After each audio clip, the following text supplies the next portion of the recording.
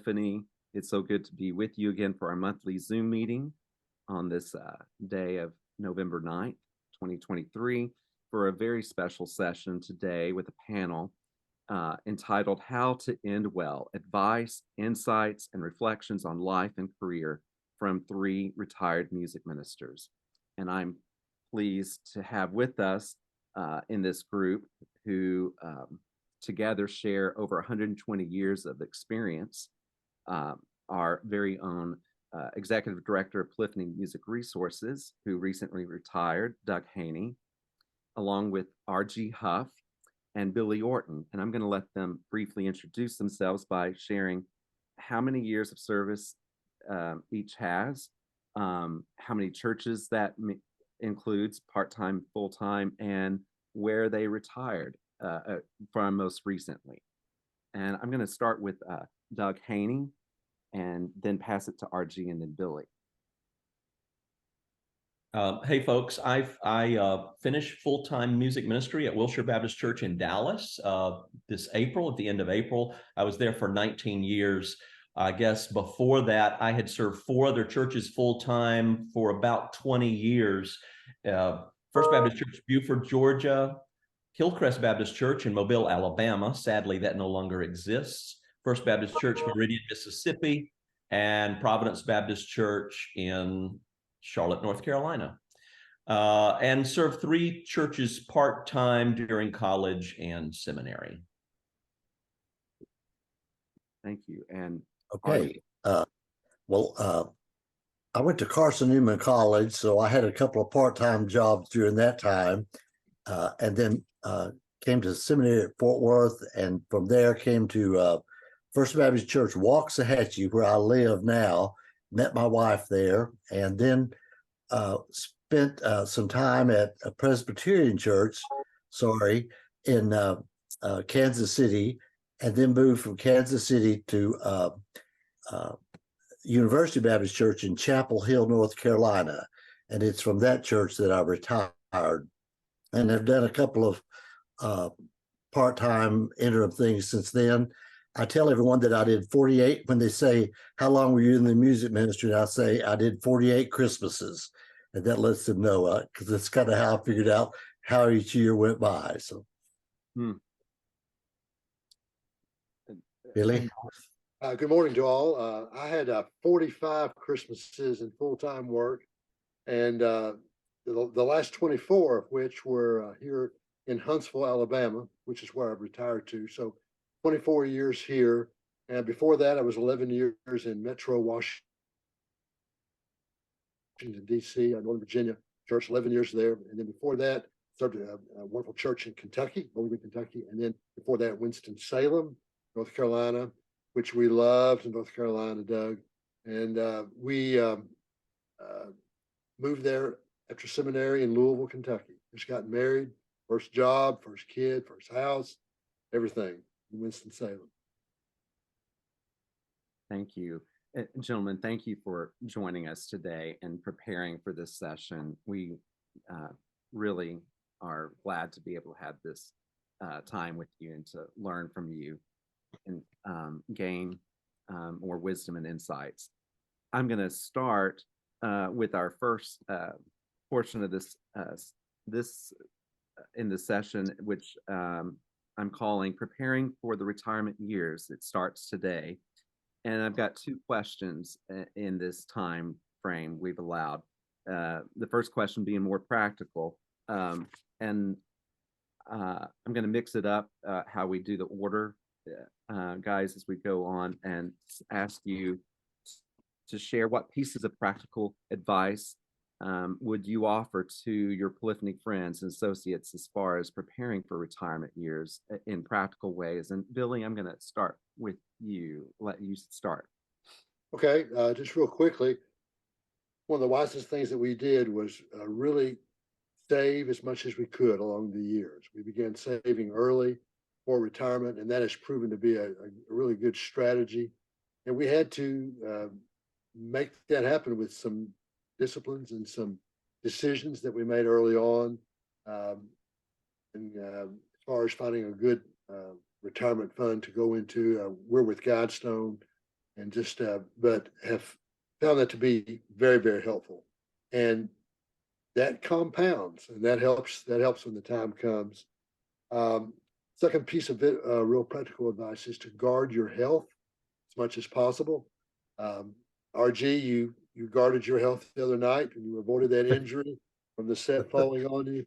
But I found that it's one of the best things we've done, both of us, Jane and I both, is to do what we can to take care of our health because now we're in a nearly 70 years old and rocking along okay. So that's now that's not. I mean that's God's providence. It's not our earning it, but at the same time we've done our best to try to protect what we have. One bit of practical advice that we began thinking about years ago was where do we want to live, and we made that decision when we realized that we were going to be here to stay. So if I retired after 24 years, it was in my 20th year. I knew we were decided we were going to stay here. So we began immediately looking at where do we want to live, what part of town, how do we process all of that that's involved in making a move, and so we did that. And then everybody always tells you, no matter what field you're in, they say don't retire before have something to do. I kind of disregarded that. I retired. I wasn't really sure what I would be doing. I assumed I would just be retired. And but there is something to that of thinking it through. And I, in my mind,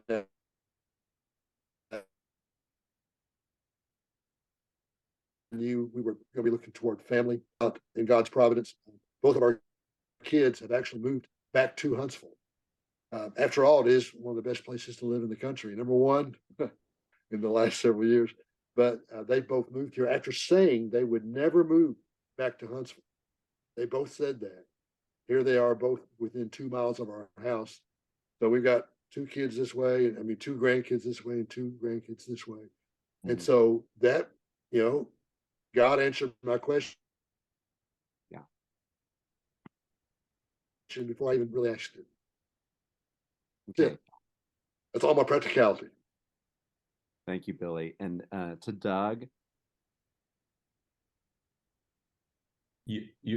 We're bound to have some overlap in some of our thinking on these things, so I'll move really quickly through the places where we do overlap. Yes, I would agree with Billy, and maybe add, pay attention to your health now in hopes that you can enjoy the years of more freedom and less work. I would offer this. We met with a financial planner for a couple of years before we left Dallas. And the things that she told us one day that had absolutely nothing to do with financial planning, but it was worth the price of admission. What she said, her clients she works with, 65 to 80 are the prime travel years. And to do that, you have to be healthy. She said most of her clients after the age of 80 tend to stay closer to home. It may not be because they are ill, but because they become more cautious and more have a sensibility they need to be closer to medical care just in case something happens. That's not a universal thing, but I thought that was really interesting to think about. The years of 65 to 80 are really prime travel years. And in order to travel, you have to be healthy. So I affirm what Billy says. I want to add to the question of what are you going to do? Are you going to continue to be involved in music or some sort of creative outlet in some way? Some of us assume, I think, that interim jobs will come along, and they may or may not. We never know about those things. And, at a practical matter, does your cash flow require more than the occasional solo at a memorial service? That's just a very practical question, honestly. I would ask if the key phrase here in this is preparation. What if you thought about what job skills could you add to your toolbox now that might open doors for you later? And it may be creative, or it may be something that is really something you've never studied before. I'll leave it up to you to figure out what that might be. Where do you want to live is the perennial question. For us, we moved here to Rock Hill, South Carolina, because our kids are in the Charlotte area, and that was the reason for that. But I would want to back up and say there's this period of time before you move, and I'll tell you what we did in Dallas. It won't work for everyone. It might raise eyebrows in some context, and actually it raised some eyebrows at Wilshire. We actually sold our home in Dallas 2 years or maybe 18 months before I announced my retirement. And we moved into an apartment very close to the church. Now, we did that, and our public messaging on that was actually true. The housing market in Dallas was very hot, and we had always wanted to live in Lakewood, a neighborhood near the church. You could walk to restaurants and all that kind of thing, and that was really cool for us for a time. But what it also did is it gave us incredible flexibility. We basically had dry powder to start looking for a house. We knew we wanted to come to Rock Hill. And so behind the scenes, we were making some decisions for our own sakes, and it helped. Frankly, it helped to smooth our transition. And we sort of stumbled onto this as an idea that would not work for everyone if you're going to have to move somewhere else. And you may think it's not worth moving twice, but for us, it was a good decision. Mm-hmm. Thank you, Doug. RG, I'm going to ask you obviously the same question, but also then have you dovetail from practical, because I bet you can echo some of the same things that Billy and Doug have said.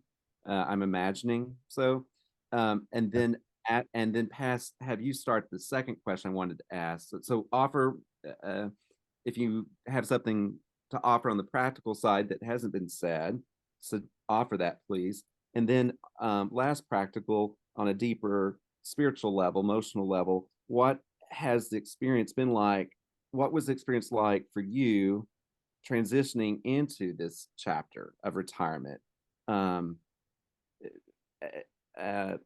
had to be difficult in some ways, just, going into this stage in life, and how did that impact you?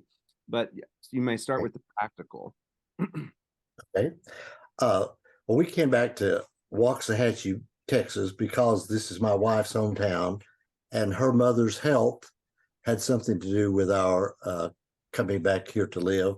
I would love to have retired in Pigeon Forge, Tennessee, which is my hometown, but that didn't work out. But we're here, and we were close to both of our children at the time. That one of them has moved to Kansas City since. But one of the practical kind of things I would say is if I was never a person with a hobby, my career was my career, and I did nothing on the side. I have an art major from college. I was an art major, and I don't even scribble anymore, much less paint or do anything drawing wise. And so a few years ago, I thought, well, I'll get back into that. And I didn't enjoy it anymore. It was not something that brought me any kind of joy. So I got into something that was attached to my job, my career, so to speak. And that was my writing, my hymn writing, which most of you are somewhat familiar with, at least. And that became my side hustle, so to speak. But it is not something that profits you financially. Let me say that real clearly. Fill the Earth with Music, my most famous hymn. I got $24 for it. Okay. We went to McDonald's twice. So that's not something you want to be your side hustle eventually. But it was something that when I retired, it was something that kept me happy and gave me joy. And I kept doing it. And that was good for me. Now, the financial thing, I think this is a big, I couldn't be here for the last one on financial planning because I guess I'm beyond planning, but I'm teaching still at Dallas Baptist University. This is my 15th year to teach there. And I retired at the age of 60 on purpose because I'd seen some ministers of music who stayed in the position too long. They sang "The King of Love, My Shepherd Is" too often during the year. And I wanted to get into a situation, I wanted to get out while I was still pretty good at it, as far as I was concerned. So I intended to retire at 60, and I did. And we've been here for 15 years, and I'm still teaching at Dallas Baptist University, and it makes the house payment. And I talked to Wes the other day, and I plan to teach there until they tell me I can't. I enjoy it a lot. I started out teaching music theory, and now I'm teaching the introduction to fine arts, and enjoy that a whole lot more. But the financial thing is a big deal. And I want to say something about in this area that make some good friends where you are, real friends, not just superficial people that you are in church with, because those people that you hang on to way throughout life are really good to run back to and enjoy now in retirement. And one of the things I've missed the most, which is sort of goes into the next one, about the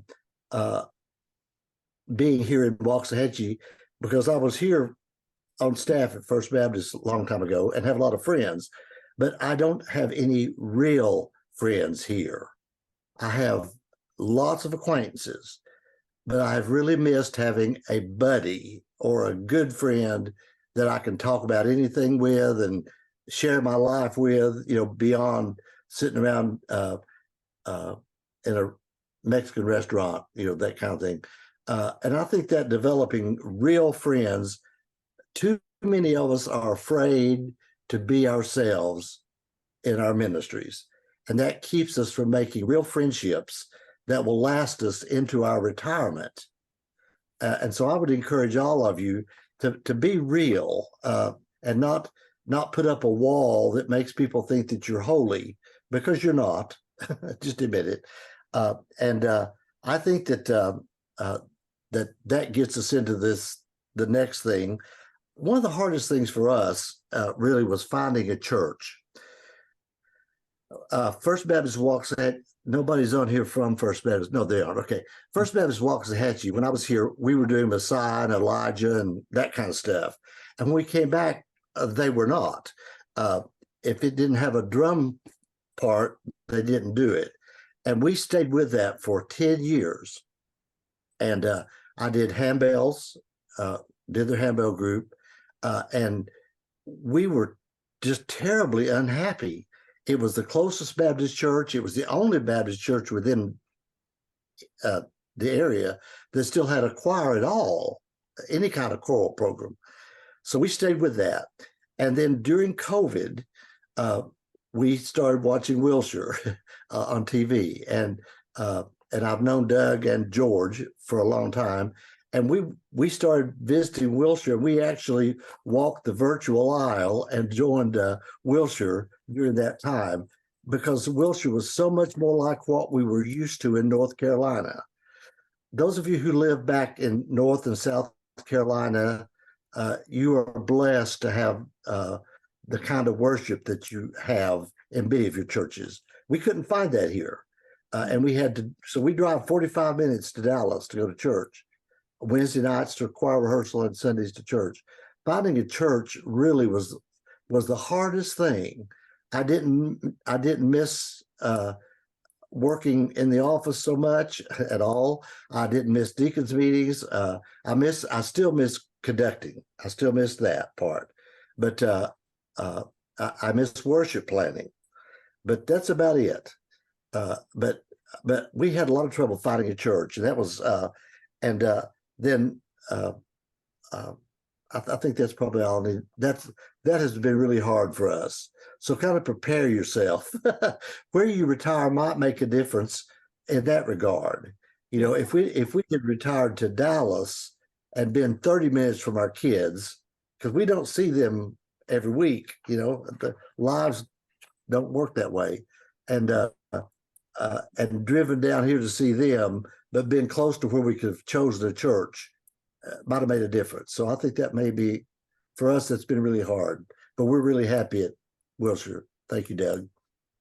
Thanks, RG, for sharing that. Billy, deeper insights from you on what retirement's been like, things that you can share. Sure. I love this new chapter. I knew it was coming. And for the last 3 or 4 years at First Baptist Huntsville, I knew it was coming. The odd thing about our move into retirement was that COVID struck, and actually COVID delayed me a year. My pastor had asked me for a year's notice. I gave it to him in February of 2020. I said, "This is your year's notice," and 3 weeks later, COVID hits, and so we just delayed it. I was not going to leave during COVID, and I really wasn't going to leave until the choir and the orchestra and the music program, all that. I wanted all that to come back strong, because in 2018, 2019 were actually kind of peak years for me, my work, in a lot of ways. And I'm thinking this is great. And I want to leave. RG said that, don't stay too long. And I wanted to leave at a peak time. Well, COVID changed all that. But so I delayed it. But even then, it was a good time to step away. And so we did that. I love this new chapter. I love being with these grandkids. I see them every day of my life. Sometimes they're here in our home overnight. Sometimes they're not. I'm going to school. I've noticed I drank my juice this morning from a child's cup with a sippy cup with the straws off of it. But that's where we are. I had turned down an interim, but something else came along just in recent months, like 4, 5, 6 months ago. And we really felt like that God was in it. We were on our way back. We took a year off. I was determined to take a whole year off from First Baptist. Finding a place like First Baptist Huntsville was hard. Mm-hmm. And as lifelong friends there, and we were on our way back, we thought, and this thing happened, landed in our laps. And it's been, again, God's providence. And this was really the right thing to do. It gives my successor, who is wonderful and who is one of my best friends, gives him even more space. I'm telling him, I just want to try to stay out of your hair, but he pushes me regularly. When are you coming back? When are you coming back? When's Jane? More importantly, when's Jane coming back? They all want to know that. But we are in a place where we think we're doing some good, and it's like RG said about his teaching. It's stimulating, and it's teaching from the overflow. It's doing, without a whole lot of effort, what you love to do. And so I think for a short while longer, they've asked me to extend my interim, and I've said, okay, I'll extend. They asked me to drop the word interim, and I said, no, I'm not ready to do that. I'm just going to extend it. But one important thing I wanted to say to you all was make sure that you prepare your spouse. With Jane, I mean, she's as fine as they come and as mature as they come. She's a mental health specialist, one of the best therapists in the whole region. But even then, after 24 years, I think she had to take a breath when she realized that we were actually not going to be at First Baptist for a while. It was hard. It was hard on her. And so y'all being prepared for that. How do you find where are you going to go? Where are you going to go for good? Maybe you shouldn't. Making those decisions, make sure that you include your spouse in that, and because it's an adjustment in friendships. Who you're spending your time with, and and you're at a different place. The role you play, the presence that you bring to any gathering when you've been someplace 24 years as a minister, that changes when you are no longer wearing that hat. And it can change for the better, and it also can change for the worse. But in our case, we weathered it very, very well. But I just wanted to pass that along to you about that, particularly your long-term friends. Okay. I have been engaged in some mentoring, which I found stimulating. Both of these fell in my lap, and these are one was a very short term, a week, but I spent with a really wonderful staff and a colleague that knew I was retiring, wanted to pick my brain, wanted me to help his staff. And that was wonderful. And then this other one is ongoing. It's not just, hey, let's get together for lunch and meet. This is a structured mentorship with somebody here in the city who followed my work for 20 years. Well, 10 years, but and that's been a structured thing that I'm accountable, and so that's been good for me too. It's been keeping my mind sharp because of the questions that are asked of me in regards to this church, which bears some similarities to First Baptist. So I feel like I'm being of help. So those are chapters that I'm in, and I'm still not sure about long term. I'm in another short term thing, this mentoring and this interim church and this age of our grandchildren, that will pass. They'll get older. So what I'm needed for right now will change significantly in years ahead. So we have traveled, and we took a cruise this summer, and we would never have done that before retirement. Thank you, Billy. Doug, is there any deeper insights that you want to share briefly that haven't been touched on in some way? Because I have a question for you for the next section or time. Sure, you sure. first. Just briefly, so I've only been at this new chapter for about 6 months, so it's pretty fresh. And I guess our furniture arrived in Rock Hill to our new home on Memorial Day weekend. And then for 3 months or so, we were just busy, settling in, getting the house arranged, just focused on the house and did a little travel. But then about the middle of the summer, it hit me. Full-time music ministry for me is over. And I guess that's what you call grief. And for me, especially in the later years at Wilshire, it was so much about how dear these people had become to us. And to reference something Billy said, just a realization that my role was very different. I don't know if this sounds prideful. I don't mean for it to, but I was very proud in some ways that for a time, I got to be the minister of music at Wilshire Baptist Church. And now I'm not that anymore. So I see some people nodding their heads, and I suppose I knew that this was going to happen in my head, but it was really the middle of the summer where it sort of moved down to my heart and my soul. And I think it was grief. It was a sense of loss. And I think that's normal. And people had told me that's normal, but that became very personal. The other thing I would just add very briefly is, I think I would say this now 6 months in, to say some anxiety about this is normal. In the preparation for it and in the finally sort of entering it, if you feel some anxiety about it, I think that's pretty normal. And for me, the questions work like this: will I be bored? Will I be restless? Will our money run out? Will I feel useless? And I think those are some of the questions that shot off of some sense of anxiety about it. But at some point, you make a decision, you trust in God's providence, and you begin to create a new season of life. And the grief is not quite as tender, but it's still there some days. I'm just being honest with you. Thank you for your vulnerability, Doug. It's humbling and appreciate. I think I speak for everyone. Thank you for sharing that honesty. We all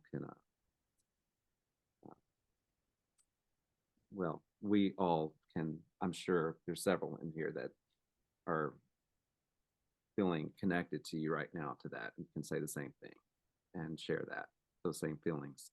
I want to ask you, and I want to keep this next section as brief as we can, so that we can get to the final question too, that I think is really important, but I feel like we just need a point of encouragement for everyone because everyone's at different phases in their ministries. Was there ever a point, obviously music ministry is hard and rewarding work.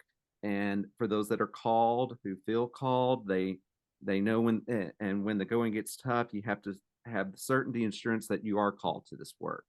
But looking back, were there hardships or setbacks or circumstances which caused you to doubt that you were called to the work or contemplate throwing in the towel? And did that then, how did you overcome that? And just without getting bogged down into too many details, just speaking into that, the heart of the question. Can Doug, I'm going to give it to you first. Okay. Yeah, and I'll try to be succinct.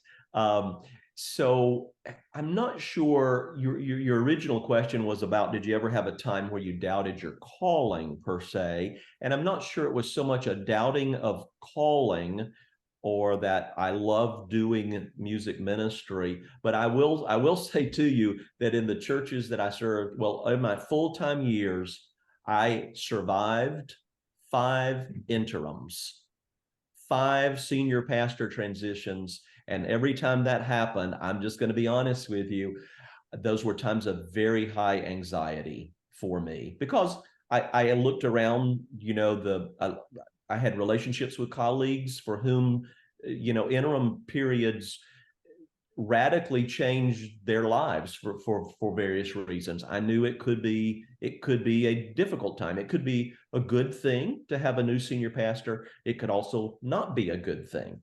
So there were times of anxiety. And so this leads me to say, what sustained me, especially through seasons of stress and anxiety, and I would say, this echoes something someone said earlier, real friendships with trusted colleagues are so important. They are life-giving. I will be honest and say, in my early years of ministry, I'm not sure I was a very good friend to many people. I tried to do better at that, but it was probably not until my 40s that I learned a little more about how to be a friend and how to receive friendship. Friends got me through some of the really rough patches of life and ministry. And I think, and I would make the case that spiritually, friends sustained my calling. I think it's very difficult to be a Lone Ranger minister of music. The other thing I would say is I did once in North Carolina participate in an intentional 18-month community. I can maybe tell you more about that another time, but just to say there are some opportunities for spiritual comradeship that are, that can be have a start time and an end time and can be really incredibly life-giving. I know sometimes I saw someone recently, a minister, participated in spiritual practices with the Upper Room in Nashville. I think some of those experiences that are not necessarily musical, but they are very grounding and they help to anchor your spirit, I think are incredibly important. I'll stop there. Archie and Billy, being mindful of the time and knowing that the last questions we want to spend time on. Is there anything with my question about calling, it just something else you'd like to add about from your experiences to encourage anyone here, a setback you felt, how you had, and how you overcame that? A good friend of mine, early on, we were talking about this calling thing, and I was discussing with him the possibility of getting out of the ministry, and he pointed out to me that biblically speaking, when people were called to a task, it was a short-term task. Very few people in Scripture were called to a lifelong task. God called them to do something, and then at least we lose contact with them. Now, that they seem to do that task and then they go on to something else. And that gave me a freedom that I had not experienced before, that I felt like I had locked myself into, at the age of 21, that I had locked myself into this calling and should not try to escape it. And just the realization that maybe I have done what God called me to do, and it was okay for me to go to something else was good for me. I never did that, but it was good for me. And what rescued me from doing this each time was a call from a former church member, choir member, youth choir member, whatever, thanking me for what I did in their life 20 years before. And that kind of phone call, I would hang the phone up back when you still hung a phone up and say to myself, it was actually worth it, wasn't it? I mean, I've not been wasting my time or treading water, whatever, but investing into people's lives is worth what I was called to do. And so I think that's, and Dale, I don't know why you're not on this panel, but those of us who did this forever would understand that those phone calls and cards and letters are one of the things that keep us going, that keep us getting up on Monday and not printing out that resignation letter that's already in the computer ready. So that way, I think it's that kind of friends from way back, and especially youth choir kids. I don't know why that always made such an impact on me, but that just saying, I thank you so much for what you did in my life back in Kingston, Tennessee, or wherever. And so I think that's what kept me going, because I always thought I was shaped for this job. I won't say much on the next one. I always thought I was shaped for this job. And I'm not a great singer. I can barely play the piano or any of that stuff, but I was shaped to do this. One of my college professors said that if a brick wall could match pitch, RG could get them to sing and enjoy it. That's what she said. And that little phrase stuck with me for my whole life. And I was shaped to do this. And that's what I consider to be my calling. I was just shaped to do this. And so my shaping was for music ministry. And I couldn't escape it, like I said a while ago, because I think that's what I was made to do, and did until 15 years ago when I stepped out of it. So that's all I'm going to say about that one. Thank you. Billy, I'm going to pass it on to you and let you add what you'd like to with that question, and also ask you then to immediately just keep us moving forward, to share your top 3 lists of invaluable lessons you've learned from your experiences over the years. And then I'll pass that question to Archie and Doug too. But with the first question, just overcoming lessons you learned from overcoming setbacks, hardships. Yeah. When you were called. Well, on this idea of calling, just this morning I was looking at a hymn to use in this interim church, but here's the text, and most of you, all of you will know this. John Greenleaf Whittier wrote this text. Dear Lord and Father of mankind, forgive our foolish ways. Reclothe us in our rightful minds. In purer lives, thy service find, in deeper reverence praise.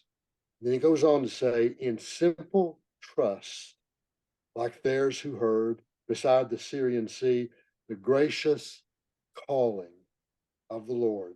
Let us, like them, without a word, rise up and follow thee. I don't think I've ever doubted my calling. I never have understood it, why I would be doing this. I'm kind of like RG. Why? What did you have in mind? But it's that simple, naive trust that I just always followed that has served me well. I love that text for that reason. This last one, what was the question again?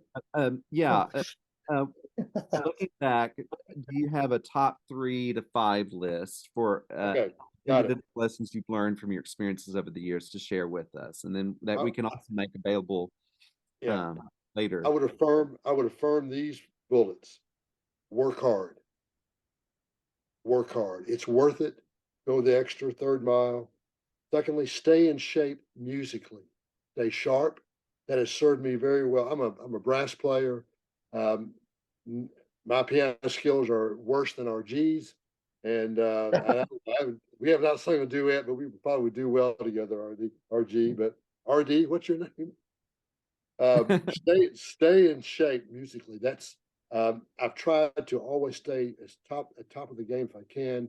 Try to play at a high level. That has served me in the cities and churches I've served. It served me very, very well because it's connected me with the symphony community, the professional musicians community, artists everywhere. It's worth it. But the main reason for doing it is that it serves your work well. It keeps you sharp, and it keeps your insights musically where they need to be in order to lead others musically. If you're not sharp, if you're not practicing, if you're not actually staying in your game, you're not doing as much as you could do. Oh, it attracts other musicians. The churches I've served, people have come into the church because that they see a choir and orchestra and other things going on that are, oh, they're doing this. And so there's been a bunch of Catholics and Presbyterians and Methodists and whatever who've joined the Baptist ranks in the cities I've been in. This is apropos for today. Talk less, listen more. Mm. I've tried to learn that, and it took me a long time to learn that. I'm still not very good at it. And not just listening more, listen better. And that comes with, like Doug said, in your 40s, you figure out, yeah, I need to be doing more of this. I need to be doing so. Talk a little less and listen and better. And then this is just my own personal word to myself every day. Try not to be so intense. Try to just. My wife helps me with this. Lay back more, because the intensity and the drive has been the key to most of us having effective ministries. You have to work hard, and it takes the extra mile, and that intensity carries over into all kinds of other ways. And I'm trying. That's my goal for retirement, to try to pull back. Doug, thank you, Billy. I pass the question to you, Doug, your top list. All right. Yeah, well, Billy, you stole some of my thunder there, friend, but I wrote down practice your instrument or take lessons.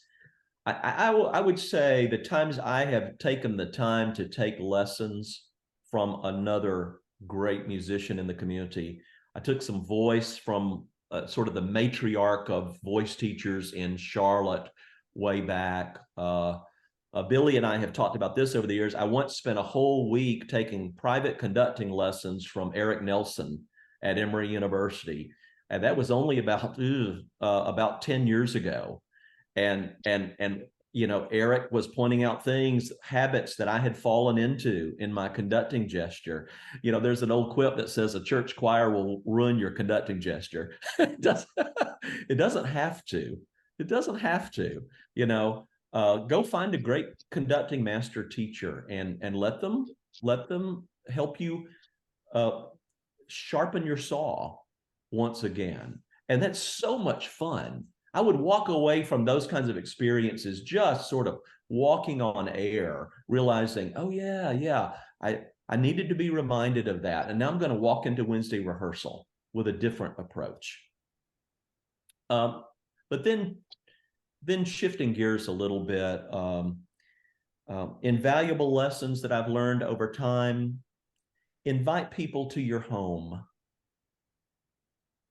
Over the years, when we have had people in our home, there was something about it just fundamentally changed the way we relate to people. To have people at your dining room table, I mean, it could be a very simple meal.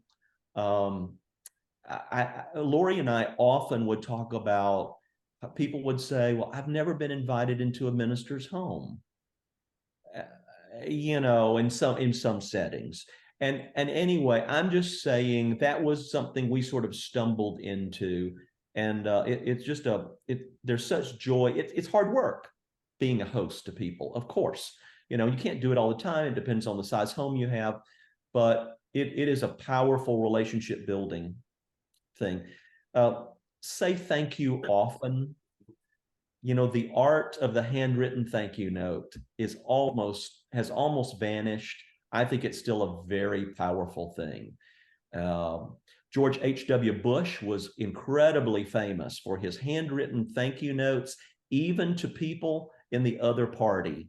I caught that about the time the Bush Memorial Service, how people talk about the notes they got from President Bush. And still to this day, somebody writes me a note. It's a powerful thing. And the last thing I would say is be kind to yourself. I think, you know, musicians, like Billy was saying, we can be intense, we can be driven, or some of us can. We can be critical. We can be overly critical of others, but we can also be very critical of ourselves. And I would say, be kind to yourself. I'll turn it over to RG. Yeah. Very good. Well, the first thing I want to say is, and I don't think this is as true in our types of churches, but I would say this to ministers of music in general, is that you're not the star. This is not an entertainment industry.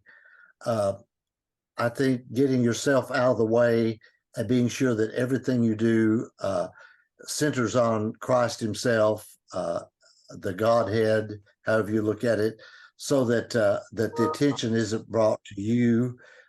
If it's brought to anyone, it's brought to the people that you're leading, but particularly not to bring it to yourself.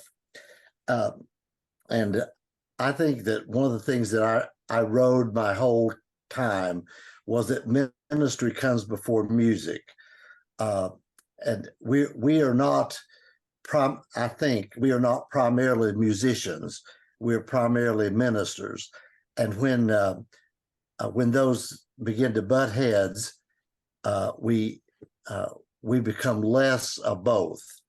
And I guess maybe part of that's because I'm not a tremendous musician, but we are here to use music to help people find God, or to, I shouldn't have said use, to implement music into the congregation's worship of God.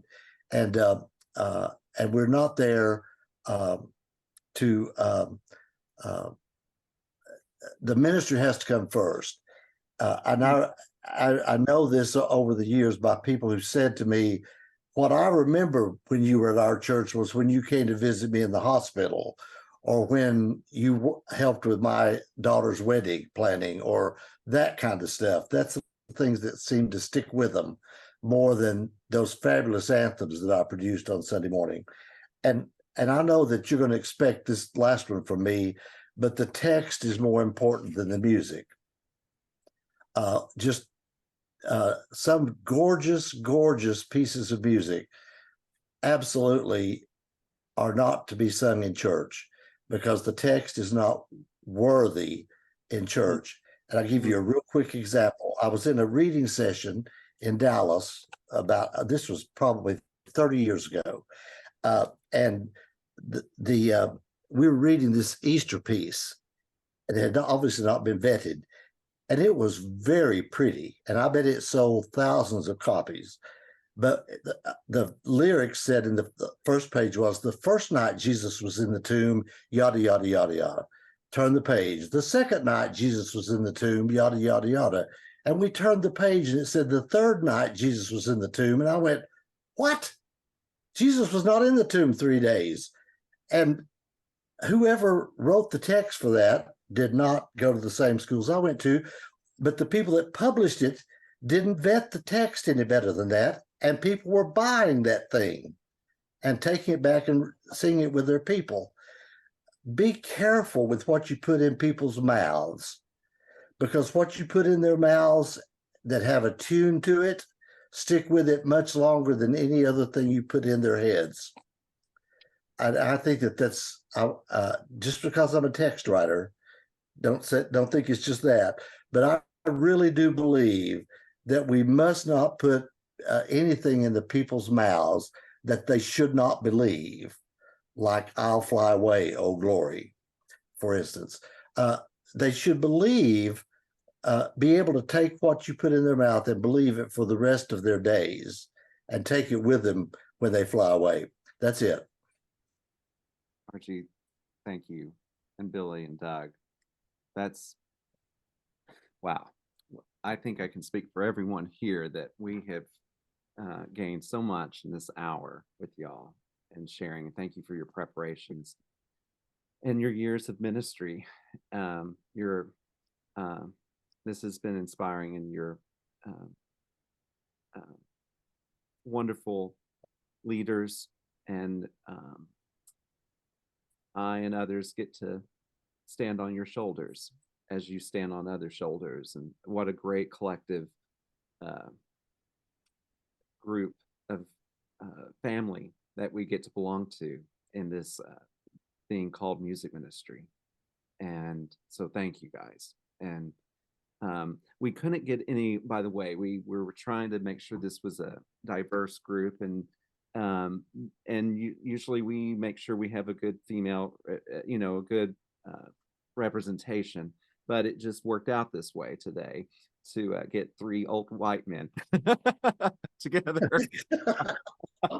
I'm just teasing. That's edit that out, Ryan, later. So no, but seriously, thank you for sharing today from your hearts.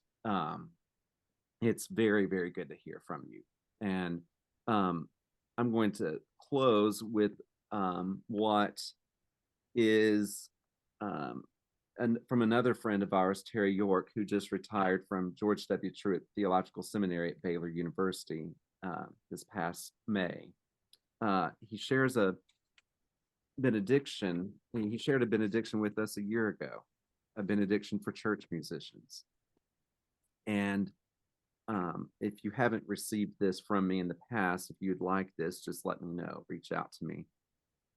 And now to you who have been called to sing amid the shouts and cries and slogans, to you who have been called to sing love to hearts full of hate, to sing truth in the cacophony of falsehood, to sing community in the barren places of isolation, to sing peace in the midst of deadly conflict, to sing embrace in the midst of denial. To you, musicians of the song of grace, may God grant always yet another song of courage to be hummed until God's words appear at the time of testing. Amen. Polyphony, friends, breathe, bless, and be well this day.